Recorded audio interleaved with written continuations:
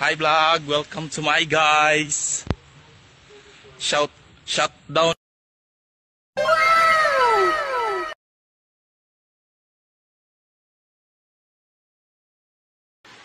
But first, what is angle of elevation? The angle of elevation is an angle that is formed between the horizontal line and the line of right. What is angle of depression?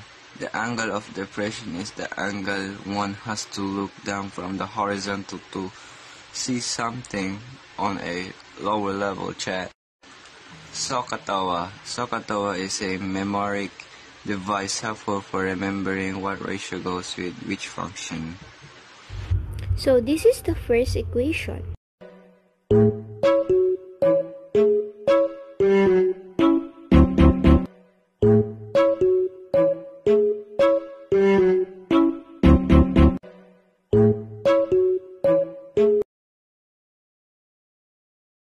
Bianca was standing on a pile of a stone while she measured 40-degree angle of depression, and she was 26 feet far from Matthew.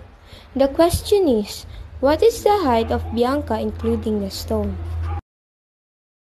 This is the solution. For this solution, we're using TOA, or tangent is equals to opposite over adjacent. So therefore, tan 40 is equals to x over 26. So x is equals to 26, open parenthesis, tan 40, close parenthesis. So this is the answer. X is equals to 21.81. A few moments later.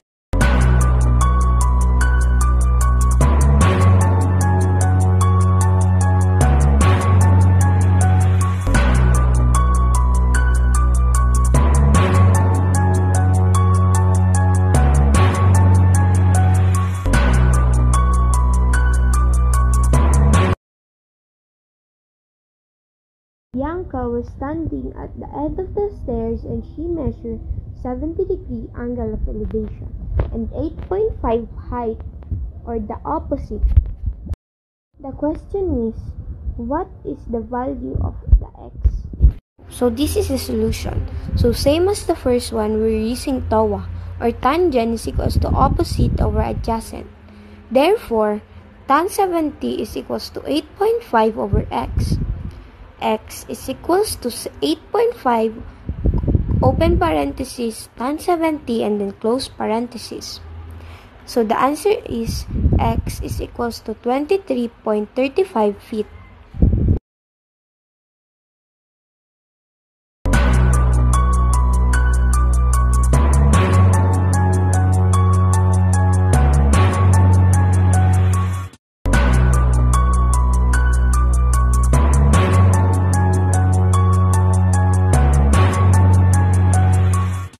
Anna was standing on the top of the stairs and she measured 40-degree angle of depression and the hypotenuse of 19.8 feet.